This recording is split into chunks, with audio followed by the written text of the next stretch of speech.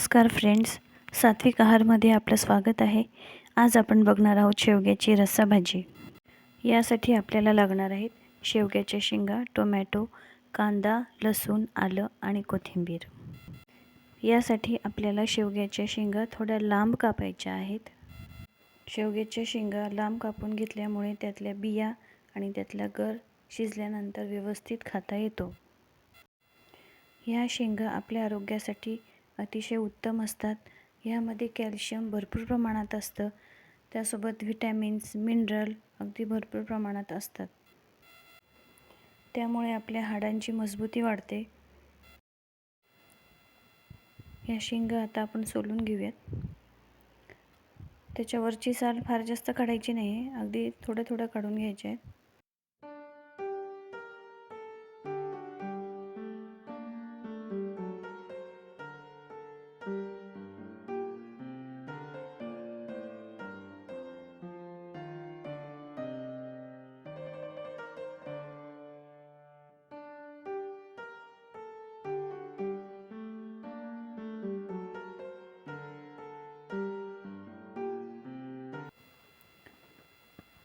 कढईमध्ये आपण आता कांदा परतून घेऊया.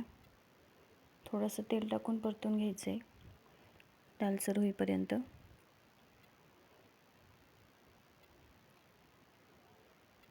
त्याच्यामध्ये थोडा एक टोमॅटो घातला आहे आपण चिरून. कांदा आणि टोमॅटो सोबतच भाजून घ्यायचे. छान लालसर होईपर्यंत भाजून घ्यायचे ते.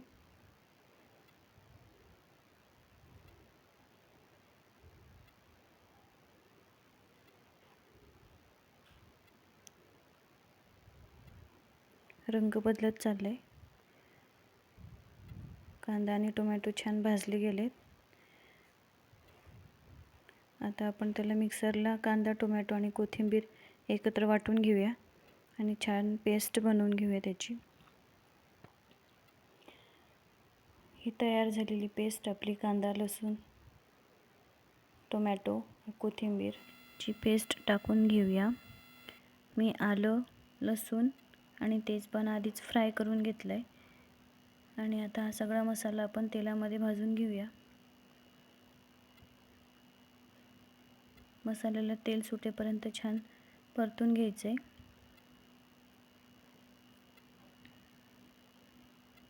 यामध्ये लाल तिखट, हळद आणि गरम मसाला टाकून घेतला आहे आणि आता फ्राय करून घेऊया.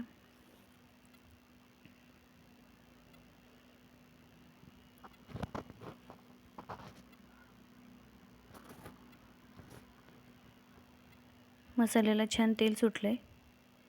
थोडंसं पाणी ॲड करूया आपण ह्याच्यामध्ये.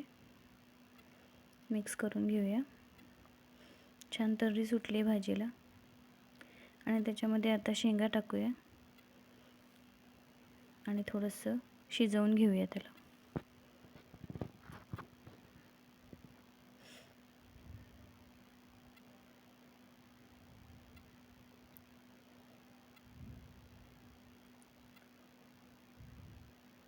छान भाजीला उकळी आली आहे आणि सुंदर कलर आला आहे भाजीला. ह्याच्यामध्ये आपण कराळाची चटणी आणि तिळाची चटणी मिक्स करून वाटून घेतली आहे. त्याने भाजीला खूप छान चव येते आणि थोडासा जाड असा रस्सा ग्रेव्ही तयार होते.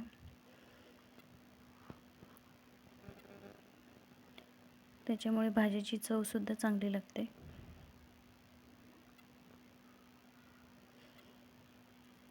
शेवग्याच्या शेंगाची भाजी, रस्सा भाजी खूप छान झाली आहे आणि ग्रेव्ही पण सुंदर झाली आहे. आता आपण याची प्लेटिंग करून घेऊया. अशी ही बहुगुणी शेवग्याची रस्सा भाजी, शेवग्याची आमटी तयार झाली आहे. तुम्हाला रेसिपी कशी वाटली ते प्लीज कमेंट करून कळवा. चॅनलला सबस्क्राईब केलं नसेल तर सबस्क्राईब करा, लाईक करा, शेअर करा. धन्यवाद.